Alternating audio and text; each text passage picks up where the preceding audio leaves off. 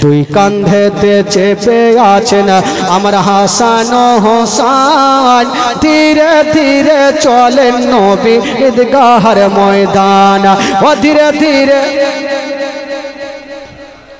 কাল সকালে ঈদের নামাজ পড়বো মা জননী এখনো কি নতুন পোশাক কিনা মোদের হয়নি কাল সকালে ঈদের নামাজ পড়বো মা জননী এখনো কি নতুন পোশাক কিনা মোদের হয়নি কিনা মোদের হয়নি জান্নাত রানী মা ফাতেমা করোনা বয়ান ধীরে ধীরে চলেন নবী ঈদগাহের ময়দান ইমাম হাসান হোসেন বড় হতে লাগলো নানার কাছে থাকছেন বাচ্চা কালের ঘটনা বাবা আজকাল আমরা ভাই ভাই একটা কি বলে কত জিনিসে কম্পিটিশন করি একদিন ইমাম হাসান একখানা সিলটে লিখেছেন ইমাম হোসেন একখানা সিলটে লিখেছেন ইমাম হাসান বলছে ভাই আমার লেখাটা সব থেকে বেশি ভালো আর ইমাম হোসেন বলছে না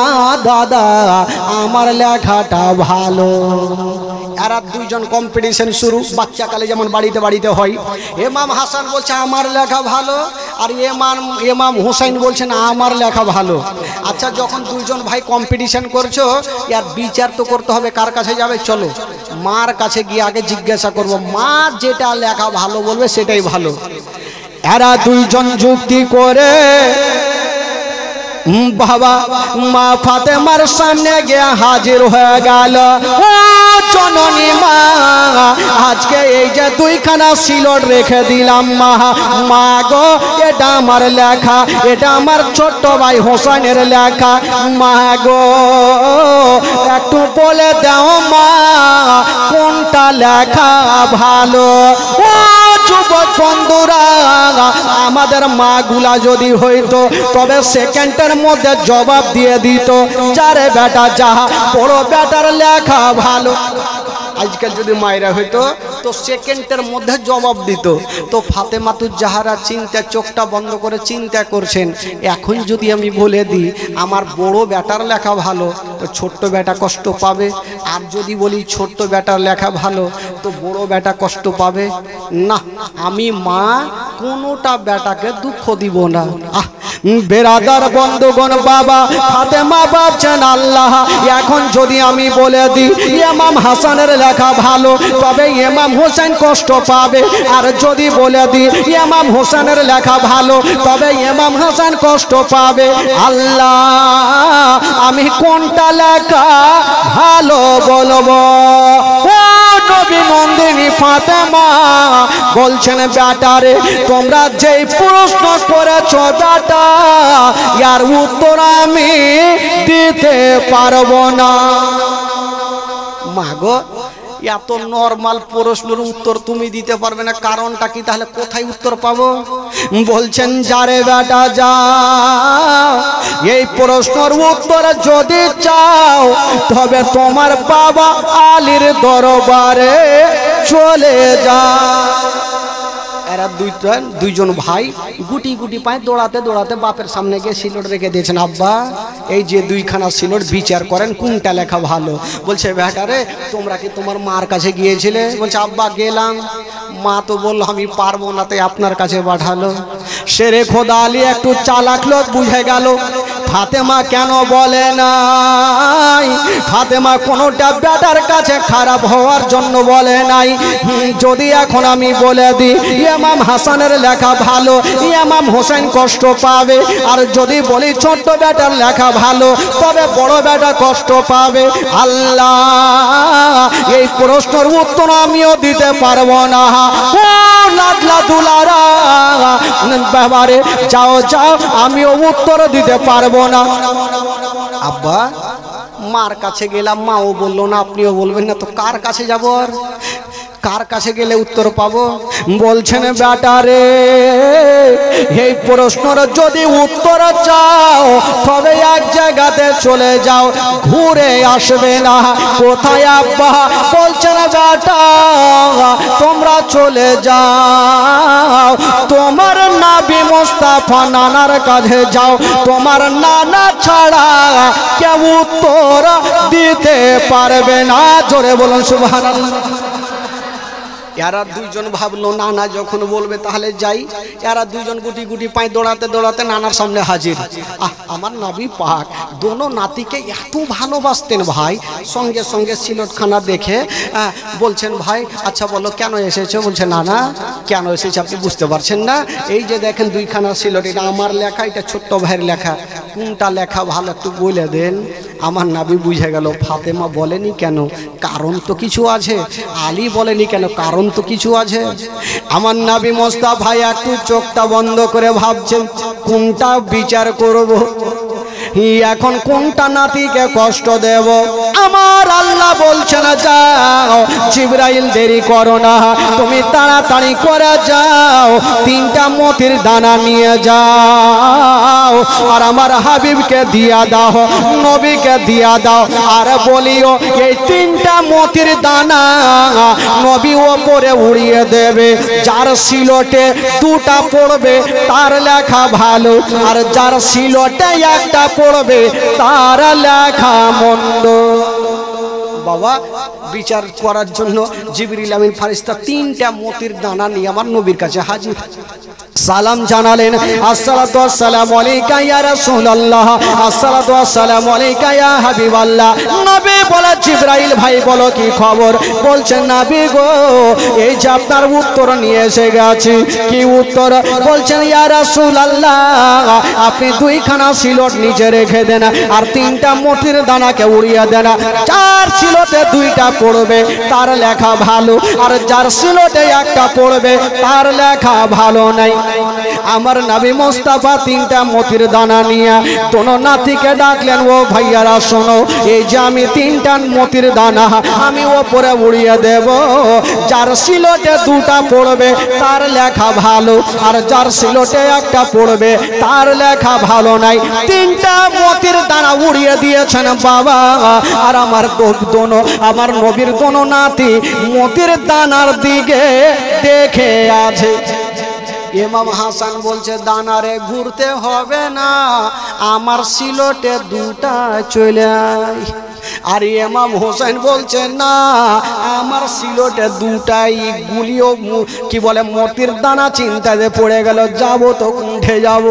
বাবা গো দেখা গেল একটা সিলটে 1টা মতির দানা, অপর সিলটে 1টা মতির দানা, 2খানা সিলটে পড়েছে আর 1টা মতির দানা বাবা হাওয়ার গতিতে বনবন করে ঘুরছে। ওই মতির দানা ওপরে ঘুরছে, কোনটা সিলটে পড়ে না। ইমাম হাসান বলছে ওই ঘুরতে হবে না আমার সিলটে। ইমাম হোসেন বলছে মাথা খারাপ আমার সিলটে। এরা 2টা তো কম্পিটিশন লাগিয়েছে, ওই মতির দানাও চিন্তা করছে কোনটা যাব। এখন যদি ইমাম হাসানের সিলটে যাই তাহলে তো কি বলে ইমাম হুসাইন কষ্ট পাবে, আর ইমাম হোসেনের সিলটে যে ইমাম হাসান কষ্ট পাবে। কোনখানে যাব? দোনো নাতি ডাক দিচ্ছে আমার কাছে আমার কাছে আই। এই গুলিও ঘুরছে মতির দানা ঘুরছে। আমার আল্লাহর অর্ডার হয়ে গেল। আল্লাহ বলে জিবরাইল ও জিবরাইল দেরি করো না, তাড়াতাড়ি করে চলে যাও। যে মতির দানাটা ওপরে ঘুরতেছে তুমি মতির দানাকে 2 খণ্ড করে দাও, অর্ধেকটা ইমাম হাসানের সিলটে দিয়া দাও, অর্ধেকটা ইমাম হোসেনের সিলটে দিয়া দাও। ও যুবক বন্ধুরা সাকরে জিবরিল আমিন ফারিস্তা এসে মতির দানাকে 2 খণ্ড করে দিল, একখানা ইমাম হাসানের সিলটে আর একখানা অর্ধেকটা ইমাম হোসেনের সিলটে। আমার নবী বলছেন ওরে নাতিরা তোমরা নিজের চোখে দেখে না, তোমাদের 2 জনের লেখা একই সমান। জোরে বলুন, তোমাদের 2 জনের লেখা একই সমান। দোনো নাতি খুশি হয়ে গেল, বাবা চলে গেল। কিন্তু ভাই বন্ধুগণ বাবাজি একটা দুঃখের বায়ান, প্রত্যেকের চোখের পানি ঝরঝর করে পড়বে ভাই। এই ঘটনা যখন বইয়ে পড়েছিলাম নিজেই চোখের পানি ধরে রাখতে পারিনি। মা একটু শুনবেন মা গো। একদিন ফাতেমাতুজ জাহরা নামাজ পড়ার জন্য যাই নামাজ বিছিয়েছেন বাবা, আর দোনো ছেলে ইমাম হাসান হুসাইন যাই নামাজের উপরে গিয়ে বসে গেলেন। তো ফাতেমা বলছেন বেটা এটা খেলার জন্য না বেটা। মা আমরাও জানি মা এটা খেলার জন্য না, তবু আমরা বসেছি মা, কারণ জানেন মা আমরা কি অনেক গরিব হয়ে গেছি মা। কেন রে বেটা, তোমাদের মুখে এগুলা কথা কেন? দোনো বেটা বলছেন মা গো কালকে ঈদের নামাজ মা, অন্য অন্য ছেলেরা নিজের বাপ মার কাছে নতুন নতুন জামা পেয়ে গেছে, এখনই পরিধান করে ঘুরে বেড়াচ্ছে মা। আমরা নবীর নাতি হয়ে কি আমরা নতুন পোশাক পাবো না? এই কথা যেমনই বলতে নাই, হাইরে নবী নন্দিনী ফাতেমার বাবা চোখ দিয়ে পানি থামলো না, ঝরঝর করে কাঁদতে লেগেছেন।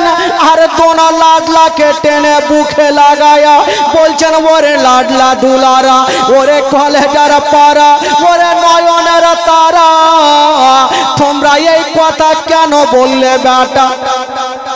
মা বলবো না তো কি করব মা, আমরা তো নবীর নাতি, আমরা কি নতুন পোশাক পাবো না? ফাতেমা বলছেন বেটা একটা কথা বলে দি, ওরে লাডলা দুলারা কালকে ঈদের নামাজের আগে আগে বেটা তোমাদের নতুন পোশাক তৈরি হবে। এই কথা বলতে নাই দোনো বেটা মার হাতখানা ধরে বলছেন মা গো এমন কোন টেলার আছে মা এত এমার্জেন্সি পোশাক দিয়ে দেবে মা? বলছেন বেটা তোমরা চিন্তা করো না, আমি তোমার মা কথা দিলাম বেটা কালকে ঈদের নামাজের আগে আগে আমি তোমার মা তোমাদের নতুন পোশাক দেব।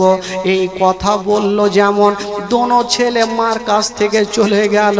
হাইরে নবী নন্দিনী ফাতেমা যাই নামাজ বিছায়া বাবা গো সাজদাতে পড়ে গেছে, সাজদাতে পড়ে গিয়ে দোয়া করছেন আল্লাহ আজকে আমার ছেলেদের কাছে আমি ওয়াদা করেছি আল্লাহ কালকে ঈদের নামাজের আগে আগে নতুন পোশাক পেয়ে যায়।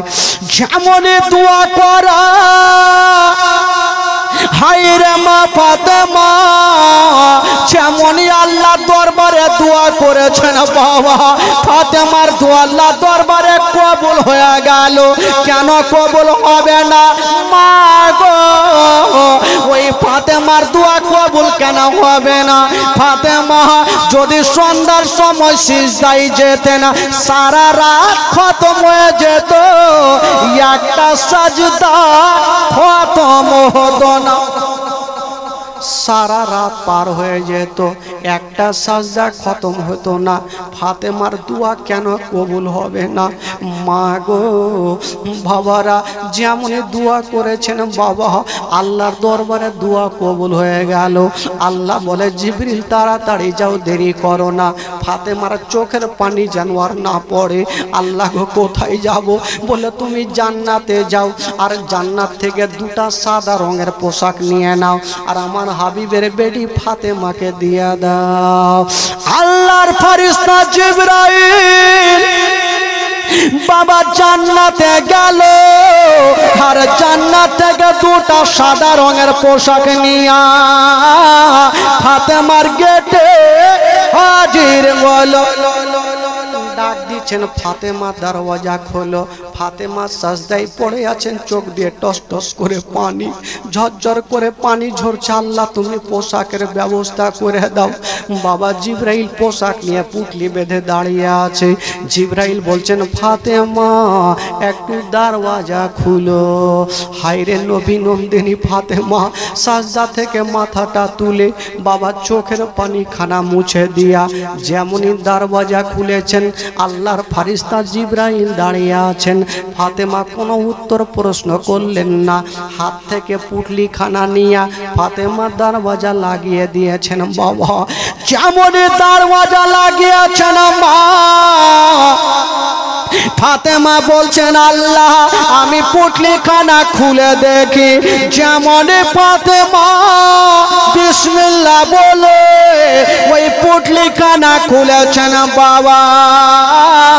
ওই পুটলির মধ্যে বাবা অন্য কিছু ছিল না, আমার নবীর দোনো নাতির জন্য দুটা সাদা রঙের পোশাক ছিল। জোরে বলুন। দুটা সাদা রঙের পোশাক যখন ফাতেমা দেখেছেন, চোখের পানি মুছে দিয়ে বাবা গো সঙ্গে সঙ্গে শুকরানা 2 রাকাত নামাজ আদায় করলেন। আল্লাহ তুমি ছাড়া ইজ্জত বাঁচানেওয়ালা কেউ নেই। ফাতেমা কাঁদতে কাঁদতে বাবা সকাল হয়ে গেছে, বাবা গো দুটা পোশাক চেয়ারের ওপরে রেখেছেন, সাদা রঙের পোশাক। একটু মাত ধ্যান দিন বাবা, কি রং ছিল? সাদা রং। ওই সাদা রঙের পোশাক চেয়ারে রাখা আছে। ওই দিকে ঈদের নামাজের আগে আমার দয়ার নবী মুস্তাফা ভাবছেন একবার ফাতেমার বাড়িতে যাই, দেখি আমার দোনো নাতির জন্য কোনো পোশাক তৈরি করেছে কিনা। হাই রে নবী মুস্তাফা 1 পা 2 পা করে ফাতেমার বাড়িতে হাজির হয়ে গেল। ওরে বেটি ফাতেমা, আচ্ছা বলো মা, ঈদের নামাজ মা আমার দোনো নাতির জন্য কোন পোশাক তৈরি করেছো কিনা? ফাতেমা হাসতে হাসতে বলছেন আব্বা গো ওই যে দেখেন আব্বা দুটা সাদা রঙের পোশাক আছে। আমার নবী দেখছেন পোশাকগুলা আর বলছেন ফাতেমা এটা দুনিয়ার পোশাক নয় রে মা। মারে ওই পোশাক থেকে মা জান্নাতি খুশবু বের হয় মা। মারে ওটা হলো জান্নাতি পোশাক। বেটি ফাতেমা বলো তোমাকে কে দিয়ে গেছে মা?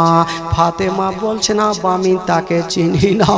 আমার নবী বলছে না ফাতেমা তুমি না চিনতে পারো রে মা, কিন্তু আমি তাকে চিনি রে মা। বলছেন আব্বাকে, বলছেন বেটি আমি যেমন সমস্ত নবীদের সরদার, যেই লোকটা তোমাকে পোশাক দিয়ে গেছে মা সেই লোকটা হলো সমস্ত ফারিস্তাদের সরদার। আমি যেমন সমস্ত নবীদের কমান্ডার, যেই লোকটা তোমাকে পোশাক দিয়ে গেছে মা সেই লোকটা হলো সমস্ত ফারিস্তাদের কমান্ডার, তার নাম হলো জিবরাইল। বলছেন আব্বা গো ভালোই হয়েছে, আমার দোনো বেটাকে আপনি নিজের হাতে পড়িয়ে দিন। আমার নবী দোনো নাতিকে ডাক দিতে যাবে। আমার আল্লাহ বলছে জিবরাইল দেরি করো না, তাড়াতাড়ি যাও আমার নবীকে জানিয়ে দাও দোনো নাতিকে পোশাক পড়াবার আগে তাদেরকে জিজ্ঞেস করবে তারা কোনটা রং নেবে। যে রংটা নেবে আমার নবীকে বলবে এক চুল্লু পানিতে ফু দিয়া একটু ছিটা মারবে, আল্লাহ তাআলা সেই রংটা পরিবর্তন করবে। আমার নবীকে জানিয়ে দাও। সঙ্গে সঙ্গে জিবরাইল এসে আমার নবীর কানে কানে বলে চলে গেলেন ইয়া রাসূলুল্লাহ আপনার নাতিদের জিজ্ঞাসা করেন যে রংটা নেবে আপনি এক চুল্লু পানি ছিটা মারবেন, রং পরিবর্তন হবে। এই কথা বলে জিবরাইল চলে গেলেন আর আমার নবী বড় নাতিকে ডাক দিচ্ছেন, ওগো নাতি আমার একটু আমার কাছে এসো। ইমাম হাসান একটু খুশি হয়েছে, আল্লাহ আজকে ঈদের দিন নতুন পোশাক আজকে নানার হাতে পরবো। ইমাম হাসান দৌড় দিয়ে চলে আসলো, নানা কি হয়েছে? বলছেন ভাই আচ্ছা বলো তুমি কোন রংটা পছন্দ করো? ইমাম হাসান একবার ওপরে নজর করেছেন বাবা আর নিচে নানার দিকে তাকিয়ে বলছেন নানা আমি কালো নেব না, আমি হলুদ নেব না, সাদা নেব না, নানা গো আমি সব থেকে সবুজ রংটা পছন্দ করি। আমার নবী এক চুল্লু পানি ছিটা মারলেন, সাদা ধবধবে পোশাক সবুজ হয়ে গেল। ইমাম হাসানকে পরিয়ে দিল, ইমাম হোসেনকে ডাক দিল, ভাই বলো তুমি কোন রংটা রংটা পছন্দ করো। ইমাম হোসেন চোখটা বন্ধ করেছে, চোখটা খুলে দিয়ে বলছে না না গো, আমি কালো নেব না, হলুদ নেব না, সবুজ নেব না, না না, আমি সব চাইতে লাল রংটা পছন্দ করি। আমার নবী ছিটা মারলেন পানি, বাবা রং পরিবর্তন হলো, লাল পোশাক পরিয়ে দিয়েছেন। দোনো নাতি লাল সবুজ পোশাক পরে বাবা মাঠের দিকে খেলাধুলা করছে। ঈদের দিনে বেটা বেটিকে যখন নতুন পোশাক পরাই বাবা গো, বাপ মার মুখ দিয়ে হাসি ফুটে, বেটার মুখ দিয়ে হাসি। আজকে আমার নবী নতুন পোশাক পরালেন বাবা, নবী আমার আর দুঃখ সহ্য করতে পারলেন না, হে একটু ঝরঝর করে কাঁদতে আরম্ভ করেছেন। হাইরে নবী নন্দিনী ফাতেমা বাপের চোখের পানি মুছে দিচ্ছেন। আব্বা আজকে খুশির দিনে আপনার চোখের পানি কেন ঝরছে আব্বা? আমার নবী বলছেন ও মা, আমি কেন কাঁদছি রে মা? যদি তোমাকে বলে দিই মা, তোমার পা থেকে জমিন সরে যাবে মা, তুমি সহ্য করতে পারবে না রে মা। বলছেন আব্বা গো কি এমন হয়েছে বলো? বলছেন মা তোমাকে আমি বলবো না। হায়রে নবী নন্দিনী ফাতেমা বাপের হাত কানা ধরেছেন, আব্বা গো কেন বলবেন না? আব্বা গো কেন আপনি কাঁদছেন আব্বা? আমার নবী ফাতেমার হাতখানা ধরে বলছেন মা, ওই যে দেখছো মা, আমার দোনো নাতি পোশাক পরে আজকে কত আনন্দ করছে মা। তবে তোমাকে একটা কথা বলে দিই মা, ওই যে আমার বড় নাতি দেখছো সবুজ রংটা পছন্দ করেছে মা, এমন একটা সময় আসবে মা, ওই দুশ্মনেরা আমার বড় নাতিকে বিষ পান করাবে মা। যখন বিষ পান করাবে আমার বড় নাতির সমস্ত চেহারা সবুজ হয়ে যাবে মা। সেদিন আমার বড় নাতি বিষ পান করে শহীদ হবে মা। হায়রে নবী নন্দিনী ফাতেমা মাটিতে বসে গেছেন। আব্বা সেটা তো বুঝিলাম, আমার ছোট্ট বেটার কি হবে? বলছেন মা, ওই যে দেখছো আমার ছোট নাতি হোসেন লাল রংটা পছন্দ করেছে, এমন একটা সময় আসবে রে মা, ওই ইয়াজিদের সৈন্যরা চতুর্দিক থেকে তীর চালাবে মা, ৭২ খানা তীর সিনাতে লাগবে মা। সেই দিন আমার হোসেন শহীদ হবে, গোটা কারবালা রক্ত রক্ত হয়ে যাবে। এই জন্য আমার হোসেন সবুজ পছন্দ করেন না, রক্ত লাল পছন্দ করেছে মা। এই কথা বলতে নাই বলুন মা, যদি জানতে পারে বেটাদের অবস্থা এরকম হবে, মার দিলখানা কেমন করবে বাবা। ফাতেমা কাঁদতে কাঁদতে মাটিতে বসে গেলেন। আব্বা আমার বেটাদের এত কঠিন পরীক্ষা হবে। বলছেন ফাতেমা, ওরে বেটি ফাতেমা কান্দিও না, দোয়া করো মা, তোমার বেটা যেন যুদ্ধের ময়দানে হোসেন যেন কামিয়াব হতে পারে বাবা গো। হাইরে নবী নন্দিনী ফাতেমা ডাক দিয়েছে, আর দোনো বেটাকে বুকখানে জড়িয়ে ধরে কাঁদতে লেগেছে। ফাতেমা বলছেন আল্লাহ, যেদিন আমার বেটা হাসানকে যেদিন বিষ পান করাবে, বিষের কাতরে যখন ছটফট করবে, আমি যদি মা থাকতাম বেটাকে টেনে বুকখানে লাগিয়ে একটু সান্ত্বনা দিতাম। আমার বেটা হোসেনকে যখন কারবালাতে শহীদ হবে তীরখানা লেগে, আমার বেটা ছটফট করে করবে। আল্লাহ যদি আমি থাকতাম তবে আমার বেটাকে বুকখানে জড়িয়ে ধরে সান্ত্বনা দিতাম। মা এমনই জিনিস, বেটা যদি কষ্ট পায়, মা যদি বুকখানে লাগিয়ে একটু আদর করে, ওই বেটার সমস্ত দুঃখ কষ্ট মিটে যাবে। আমার নবী বলছেন মা তুমি কান্দিও না মা, কপালে যেটা লেখা আছে সেটা হবে মা, তুমি আল্লাহর কাছে দোয়া করো। তখন বলেছিলেন আব্বা গো, আমার বেটারা এত কঠিন পরীক্ষা করবে। আমার নবী বলেছিলেন মা, আমার দুনিয়া থেকে যাওয়ার পরে মা, আমার দোনো নাতি ইসলামের খাম্বাকে ধরে থাকবে মা। আমার দোনো নাতি ইসলামকে থেমে থাকবে। মা বাবা গো, ফাতেমা তু জাহরা একদিকে কাঁদতে আরম্ভ করেছেন। আমার নবী দোনো নাতিকে টেনে বুকখানে লাগায়া, ভাই চলো আমি তোমার নানা তোমাদের ঈদগাহ ময়দানে নিয়ে যাব। দোনো নাতিকে আমার নবী বাবা নিয়ে যাচ্ছেন হাঁটিয়ে হাঁটিয়ে। ইমাম হোসেন একটা কথা বলেছিলেন, নানা গো একটা কথা বলবো নানা। কি হলো ভাই বলো? বলছে নানা ওই যে দেখছেন নানা অন্য অন্য ছেলেরা নানা গো ওই যে উঠে চেপে যাচ্ছে নানা, আমাদের উঠ কোথায়? আমরা হেঁটে হেঁটে কেমন করে যাব নানা? বলছে ভাই তোমরা উঠে চাপবে? বলে হ্যাঁ নানা। আমার নবী নাতিকে কত ভালোবেসেছেন বাবা। আজকাল সবাই নাতিকে নাতি নাতনিকে ভালোবাসে। আমার নবী পাক বলছেন ভাই তোমরা চিন্তা করো না বাবা গো। আমার নবী মুস্তাফা একটু উভড় হয়ে গেলেন আর বলছেন ভাই তোমরা আমার ঘাড়ে চেপে যাও, পিঠে চেপে যাও, আমি তোমাদের জন্য সাওয়ারি হয়ে গেলাম, তোমাদের জন্য উঠ হয়ে গেলাম, তোমরা আমার পিঠে চেপে যাও, আমি হাঁটিয়ে হাঁটিয়ে তোমাদের ঈদগাহ ময়দানে নিয়ে যাব। বাবা গো দোনো নাতি চেপে গেছেন নবীর গলাতে, ঘাড়ে চেপে গেছে। ইমাম হোসেন বলছে না না আর একটা কথা বলি নানা, ওই যে দেখছো যারা উঠে চেপে আছে নানা তাদের হাতে লাগাম দেখা যায়। নানা আমরা তো চেপেছি নানা, আমাদের হাতে লাগাম কোথায়? নানা ওনারা তো লাগাম ধরে আছে নানা, আমাদের হাতে লাগাম কোথায়? আরে যেই নবী না হলে আসমান জমিন সৃষ্টি হতো না, ওই নবী বলছেন ভাই চিন্তা করো না, ওনাদের জন্য লাগাম রশ্মির লাগাম, ওনাদের জন্য রশ্মি হতে পারে। ভাই তোমরা চিন্তা করো না, আমার নবীর চুল মোবারকা বড় বড় ছিল। ভাই তোমরা আমার চুলখানা মজবুত করে ধরে নাও, যখন তোমরা টান দিবে আমি জোরে জোরে চলবো, যখন তোমরা আস্তে টানবে আমি আস্তে আস্তে চলবো।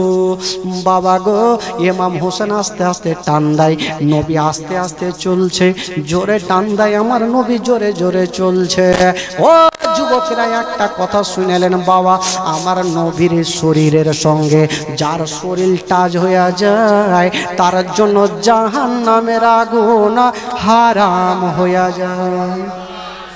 আমার নবীর ঘাড়ের ওপরে দোনো নাতি চেপে আছে, এই জন্য তো কবি লিখেছেন বাবা দুই কাঁধেতে চেপে আছেন আমার হাসান হোসাইন, ধীরে ধীরে চলেন নবী ঈদগাহর ময়দান।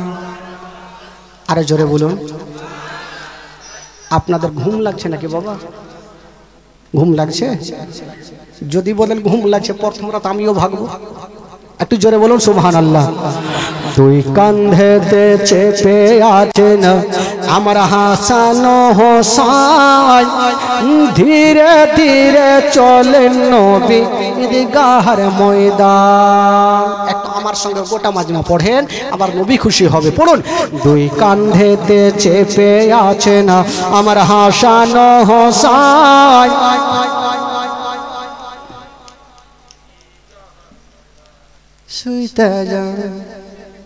একটু জোরে পড়েন।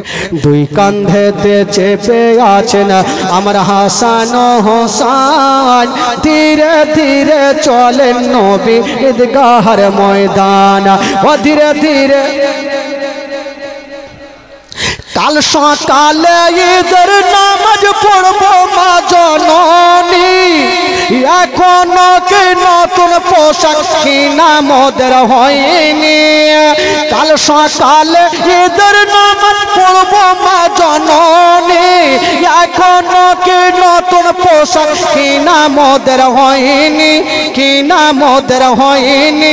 জান্নাত রানী মা ফাতেমা, জান্নাত রানী মা ফাতেমা, জান্নাত রানী মা ফাতেমা করোনা বয়ান, ধীরে ধীরে চলেন নবী ঈদগাহর ময়দান। ও ধীরে ধীরে চলেন নবী। দুই কাঁধেতে চেপে আছেন আমার হাসান হোসাইন, ধীরে ধীরে চলেন নবী ঈদগাহর ময়দান। ও পিতা আমার শেরে খোদা মাতা জান্নাত রানী, আর নানা আমার কমলিওয়ালা মা মাকে ও মাদানি, মাকে ও মাদানি, মাকে ও মাদানি, লুটিতে পারে নিশানা, লুটিতে পারে নিশানা, এজি তোমার মান। ধীরে ধীরে চলেন নবী ঈদগাহের ময়দান, ও ধীরে ধীরে চলেন নবী ঈদগাহের ময়দান। দুই কাঁধেতে চেপে আছেন আমার হাসান হোসাইন, ধীরে ধীরে চলেন নবী ঈদগাহের ময়দান, ও ধীরে ধীরে চলেন নবী ঈদগাহের ময়দান। ও ফোরাত নদী বন্ধ করে মিটবে কি মনের আশা, আরে 3 দিন কেন 100 দিন রইব রে পিপাসা, রইব রে পিপাসা, রইব রে পিপাসা। কারবালাতে শহীদ হয়ে, কারবালাতে শহীদ হয়ে বাঁচাবো ঈমান। ধীরে ধীরে চলেন নবী ঈদগাহের ময়দান, ও ধীরে ধীরে চলেন নবী ঈদগাহের ময়দান। জোরে বলুন সুবহানাল্লাহ, আরে জোরে বলুন। বাবা গো, একটা ঘটনা, একদিন শেরে খোদা আলী ফাতেমাকে জিজ্ঞাসা করছেন, আচ্ছা ফাতেমা একটা কথা বলো তো, তুমি আমাকে কতটা ভালোবাসো? তো ফাতেমা তুজ জাহরা বলছেন, স্বামী গো আপনাকে আমি অনেক অনেক অনেক ভালোবাসি। তো বলছে, বিবি এক কাজ করো তো, আজকে পরীক্ষা নাও, আচ্ছা তুমি আমার কাছে কিছু চাও তো দেখি আমি দিতে পারি কি পারি না। তো ফাতেমা বলছে, স্বামী গো আমি চাইতে পারবো না। বলে কেন? বলে আমি এখন আপনার কাছে চাইবো, যদি আপনি দিতে না পারেন তবে শর্মিন্দা হবেন, আর আপনাকে আমি ছোট করতে চাই না। তো আলী বলছে, ফাতেমা একবার চেয়ে তো দেখো। তো ফাতেমা তুজ জাহরা বলছে, স্বামীকে যখন বারবার বলছেন তবে একটা জিনিস আপনার কাছে চাইবো। সেটা কি? বলছে, স্বামী গো আপনার কাছে টাকা চাইবো না, পয়সা চাইবো না, যদি পারেন স্বামী গো তবে 2টা আমাকে আপেল দিয়ে দেন। জোরে বলুন সুবহানাল্লাহ।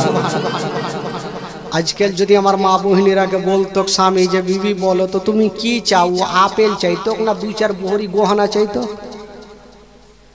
2-4 ভরি গহনা আমাকে দিয়ে দাও, আমি খুশি হয়ে যাব। কিন্তু ফাতেমা তুজ জাহরা বলছে, স্বামী গো আমি টাকা পয়সা ধন দৌলত গাড়ি বাড়ি চাই না, আমি মাত্র 2টা আপেল চাই। তো শেরে খোদা আলী বলছে, এই আপেল দেওয়া কোনো বড় ব্যাপার হইল? পকেটে টাকা নেই তাও দিতে পারবো। কেন? যাব শুকনো লকড়ি কাটবো, বাজারে বিক্রি করবো, আপেল নিয়ে চলে আসবো, খেলা শেষ। বলে ঠিক আছে স্বামী গো 2টা আপেলই তো দেন। শেরে খোদা আলী একখানা হাতে তরবারি নিয়েছেন বাবা বিবিকে রাজি করার জন্য। বাবা গো এবার ওই তরবারি খানা নিয়ে বাবা জঙ্গলে পৌঁছা গেল। যেমন জঙ্গলে যাওয়া বাবা গো গাছে চেপে শুকনো শুকনো লকড়ি গুলা কেটে বাবা গো একটা বোঝা তৈরি করেছে। যেমনই বোঝা তৈরি করা হইল বাজারে গিয়ে দাঁড়িয়ে গেছে। যেমন দাঁড়িয়ে গেছে না বন্ধুরা, খরিদ্দার কেউ হয় না, আলীর লকড়ি বিক্রি হয় না, খরিদ্দার কেউ নাই, লকড়ি নিয়ে দাঁড়িয়ে আছে। 1 ঘন্টা 2 ঘন্টা সূর্য লাল হতে গেল, লকড়ির খরিদ্দার কিন্তু নাই। ওই দিকে ফাতেমা ঘরের কোণাতে বসে বসে কাঁদছেন, আল্লাহ আমি আমার স্বামীর কাছে এমন আপেল চেয়েছি, আল্লাহ জানি না আমার স্বামী আমার জন্য কত কষ্ট করে, আল্লাহ আমি আপেল চাই না, আল্লাহ আমার স্বামীকে ভালো অবস্থায় আমার বুকখানে ফিরিয়ে দাও। আল্লাহ আমি আপেল চাই না, আমার স্বামী যেন আমার কাছে চলে আসে। ফাতেমা ওই দিকে দোয়া করে, আর শেরে খোদা আলী বাজারে দাঁড়িয়ে দাঁড়িয়ে কান্দে। অত ইজ্জমান্তাসা, অত জিল্লমান্তাসা, ইজ্জতের মালিক আল্লাহ, জিল্লতের মালিক আল্লাহ। একটা খোদার বান্দা চলে আসিল, আলী বলো তোমার লকড়ির দাম কত হবে? আলী বলছেন, ভাই রে আমি দাম করব না, তুমি লকড়ি নিয়ে যাও আর তোমার কাছে যা আছে তুমি দিয়ে যাও। ভাই লকড়ির দাম করার সময় নেই, কারণ বিবিকে রাজি করতেই হবে। তাড়াতাড়ি তুমি যা পারবে আমাকে দাও। বাবা কয়েক টাকা দিল আর লোকটি নিয়ে চলে গেল। আর ওই টাকা থেকে 2টা আপেল খরিদ করেছে। 2টা আপেল নিয়েছে আলী। বাবা পকেটে ভরে নিয়া বাবা চলে যাচ্ছে রাস্তা ধরে। আর ভাবছেন আল্লাহ আজকে আমার বিবি ফাতেমা খুশি হবে। আজকে বিবিকে খুশি করার জন্য আলী আনফান করে হাঁটছে। আজকে তো কেউ আছে ভাই যে বিবির জন্য বড় বড় রসগোল্লা বাড়ি নিয়ে গেছে আজকে বিবিকে দিব তো বিবি খুশি হবে? কেউ নেই। আচ্ছা এইখানে এত লোকজন বসে আছেন, আমার চাচা বাবা সবাই তো বসে আছেন। আচ্ছা বলুন তো যারা নিজের বিবিকে কখনো মারেননি একটু হাত তুলে দেখান তো।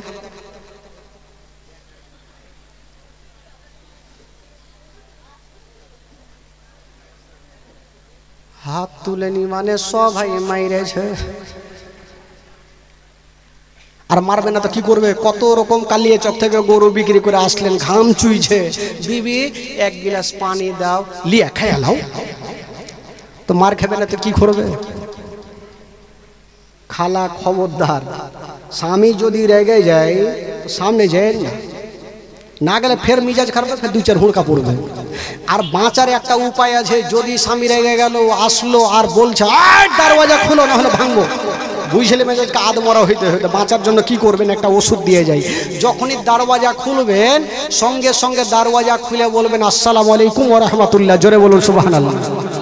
তো স্বামীকে যদি বিবিরা ওই টাইমে সালাম করে তবে রাগটা পানি হবে কি হবে না ভাই? যেটা লাদ না জোরে পড়তে ওটা আস্তে পড়বে, একটু আস্তে পড়বে, নাও পড়তে পারে। তো বিবিরা বলো ধুর, স্বামীকে আবার কেউ সালাম করে লজ্জা লাগছে। তো তুমি লজ্জা করবা তো হুড়কা খাও, এদিকে লাও না হলে ওইদিকে লাও। খবরদার মা, স্বামীকে ধিক্কার দিয়ে কথা বলবেন না। আর আপনাদেরকে একটা কথা বলবো ভাই, এক হাতে তালি বাজেন, আপনাদেরকে বিবিকে উপযুক্ত ভালোবাসতে হবে। এমন নয় কালিয়াচকে গেলেন মোটা মোটা রসগোল্লা খাইলেন আর বিবির সামনে এসে ঢেকুর মারছেন, কি খেয়েছো? মিষ্টি খেয়েছি। একবারও তো মনে হইল না বিবির জন্য 2টা নিয়ে যায়? তো কেমন করে ভালোবাসবে ভাই? এ যুবক বন্ধুগণ, শেরে খোদা আলী ফাতেমাকে রাজি করার জন্য আপেল নিয়ে ছুটেছে, কিন্তু বাবা গো খুশি খুশি যাচ্ছে, ফাতেমা রাজি। তো কয়েকটা ফারিস্তা আমার আল্লাহকে বলছেন আল্লাহ আজকে তো আলী যাচ্ছে বিবিকে রাজি করতে, আজকে আলীর একটা পরীক্ষা নেব। তো আমার আল্লাহ বলছেন আমার আলীর পরীক্ষা নেবে, একটু হুঁশিয়ারে যাও, নচেত যদি আলীর রাগান্বিত হয়ে যায় তবে মার খেয়ে আসতে হবে আমার। তবে একটা কথা শুনো, আমার আলী পরীক্ষাতে ফেল হবে না, জোরে বলুন সুবহানাল্লাহ। তো ফারিস্তারা বলছে আল্লাহ আগে পরীক্ষা তো নিয়েই দেখি আলীর। ঠিক আছে যাও। বাবা একজন ফারিস্তা ফকির সেজে আলীর সামনে এসে দাঁড়িয়ে গেল। আলী আচ্ছা বলো তুমি কোথায় যাবে? বললো বাড়ি। বলো আলী আমি গরিব, আমার পেটে দানা নেই পানি নাই, যদি তোমার কাছে কিছু থাকে দিয়া দাও। আলী বলছে ভাই রে আমার কাছে তো কিছুই নাই। ওই ফকির বলছে আলী আমি জানি কিছু নাই, আর এটাও জানি তোমার কাছে 2টা আপেল আছে। আলী ভাবলো এই আপেল আছে জানলো কি করে? বললো ভাই রে আপেল আছে কিন্তু আপেল দিতে পারবো না। কিন্তু ওই ফকির কাঁদছে আর বলছে আলী যদি তুমি একটা আপেল দান করো তবে একের বদলে 10টা পাবে, আর 2টা যদি দান করো তবে 2টার বদলে 20টা পাবে। আলী ভাবছে 14টা পাই আর 20টা পাই আর 200টা পাই, আমি দিব না। যেহেতু আমি ফাতেমাকে রাজি করার জন্য যাচ্ছি, ফাতেমা বলছিল না আমি বলিয়ে রাজি করিয়েছি, আর আজকে যদি আপেল দিতে না পারে আমি মুখ দেখাতে পারবো না, না আপেল দিব না। ফকির কিন্তু চলে যাচ্ছেন। আলী ভাবছেন আল্লাহ আজকে আমি ফকিরকে ঘুরিয়ে দিলাম, কাল হাসরের মাঠে আমার নবীর সামনে আমি জবাব দিতে পারবো না। ভাবছেন আল্লাহ আমি ফকিরকে দিয়ে দেব, আল্লাহ গো আমার ফাতেমাকে বুঝিয়ে নেব, কিন্তু ফকিরকে ঘুরাবো না। ও যুবক বন্ধুরা, ওই ফকিরকে ডাক দিলেন আর 2টা আপেল দিয়ে দিলেন। একটা আপেল পেয়েছে ফকির, আর যাচ্ছে আর বলছে আলী তুমি দুটা দিয়েছো, তার বদলে 20টা পাবে। এই কথা বলে তো চলে গেল ভাই। শেরে খোদা আলী এবার খালি হাতে বিবির সামনে যাবে কি করে? চোখ দিয়ে ঝরঝর করে পানি কাঁদছে। বাবা বাড়ির দরওয়াজায় বাইরে গিয়ে ঝরঝর করে কাঁদছে। ওই দিকে মা ফাতেমা তো জাহরা ঘরের মধ্যে ভাবছেন আল্লাহ আমার স্বামী কেন আসে না, কোথায় গেছে? ফাতেমা ঘরে কান্দে, আর শেরে খোদা আলী বারান্দায় দাঁড়িয়ে দাঁড়িয়ে কান্দে, আমি খালি হাতে বিবির সামনে যাব না। আল্লাহর কাছে দোয়া করছেন, আল্লাহ আল্লাহ গো আমি তোমার রাস্তায় দান করেছি, আল্লাহ তুমি ব্যবস্থা করে দাও। যেমন দোয়া করা আল্লাহ দরবারে দোয়া কবুল হয়ে গেল। আল্লাহ বলে যাও ও ফারিস্তা যাও, তাড়াতাড়ি করে যাও, আমার আলীকে আপেল দিয়ে আসো। যাও আমার আলীকে আপেল দাও। তো ফারিস্তা 2টা আপেল নিয়ে আলীর কাছে হাজির। বলো আলী চোখের পানি মুছে দাও, একটু মুস্কি মেরে হেসে যা। বললো কেন? বলে আল্লাহ পাক তোমার জন্য আপেল পাঠিয়েছে। তো আলীর খুশি হওয়া দরকার, আলী খুশি হইল না, বাবা অনেক জোরে হুড়কি নিল। ফারিস্তা বলছে আলীকে আপেল দিচ্ছি তো খুশি না হয়ে হুড়কি কেন মারছে? এই তো ভাগলো। আমার আল্লাহকে বলছেন আল্লাহ গো আপেল দিতে গেলাম তো এই হুড়কি মারছে। আমার আল্লাহ বলছে আমি আগেই তোমাকে বলেছি যে আমার আলী জান প্রাণ থেকে বেশি ভালোবাসে। তো আলী ফকির যখন হুড়কি মারছে ফারিস্তাকে, তো ফারিস্তা বলছে আলী তুমি হুড়কি কেন মারছো? বলছে এই ফারিস্তা একটু আগে আমাকে বলে গেল একজন ফকির একটা দান করলে 10টা পাবে, 2টা দিলে 20টা পাবে। আমি তো 2টা আল্লাহ রাস্তায় দান করেছি, ঘুরিয়ে 2টা কেন 20টা নিয়ে এসো। ই বাবা ঘুরে ভাগলো। আমার আল্লাহকে বলছে আল্লাহ গো এবার যদি যাই তাহলে মুশকিল হয়ে যাবে।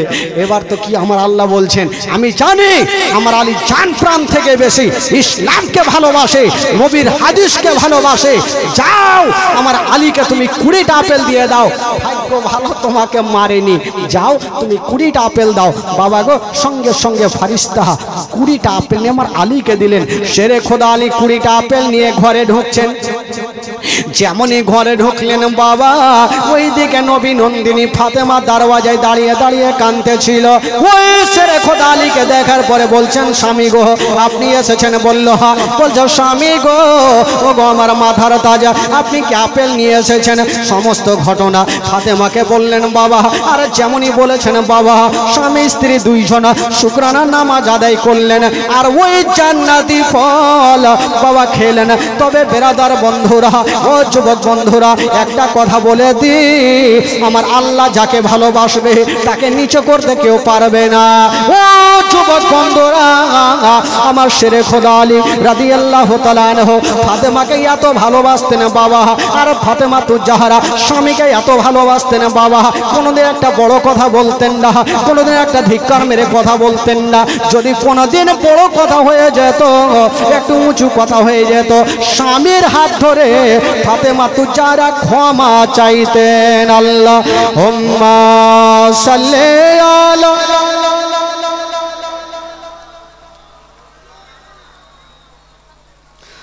ওয়ালা আলি সাইয়্যিদিনা ওয়ালা আলি সাইয়্যিদিনা সাল্লাল্লাহু তাআলা আলাইহি ওয়াসাল্লাম। যাজ্ঞা ভাই আজকে প্রথম রাত্রি, আরও 3টা রাত থাকবে। আজকে কিছু লোক হয়তো কম এসে কালকে আশা করি আসবেন। যেখান থেকে ছাড়লাম এখান থেকে আবার কালকে শুরু হবে। তবে ভাই বন্ধুগণ বাবাজি আমার মা বোনদেরকে বলবো যে মা গো কালকে একটু আসবেন, আর চেয়ারগুলো যেন ফাঁকা না থাকে, চেয়ারগুলো যেন সম্পূর্ণ ভরে যায়। তবে ভাই বন্ধুগণ বাবাজি শেরে খোদা আলী রাদিয়াল্লাহু তাআলা আনহু ফাতেমা তু জাহরাকে নিয়ে বাবা গো থাকতে লাগলেন, ভালোবাসা দিতে লাগলেন। এই করে করে কালকের কি ঘটনা হবে তারপরে ইনশাআল্লাহুল আজিজ আপনাদেরকে শোনাবো। তবে ভাই বাবাজি সকলে দাঁড়িয়ে যান আর সালাতু সালাম পড়ুন। সকলে দাঁড়িয়ে যান। ইয়া নবী সালাম আলাইকা ইয়া রাসূল ইয়া হাবিব সালাম আলাইকা সালাওয়াত या रसूल अल्लाह या हबीबे हरिणी फिरे आसेला शिकारे बाबात होएला नबी के चिनते पारिल तखनी कलमा पढ़ेल या नबी सलाम या रसूल सलाम या हबीब सलाम अलैका सलावतुल्लाह या रसूल अल्लाह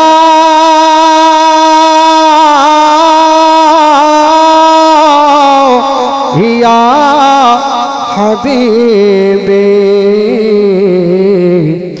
नबीजीर आब्बा अब्दुल्लाह नबीजीर माता आमिना नबीजीर तोदमा हालिमा नबीजीर रौजा मदीना या नबी सलाम या रसूल सलाम अलैका या हबीब सलाम अलैका सलावतुल्लाह। अस्सलातु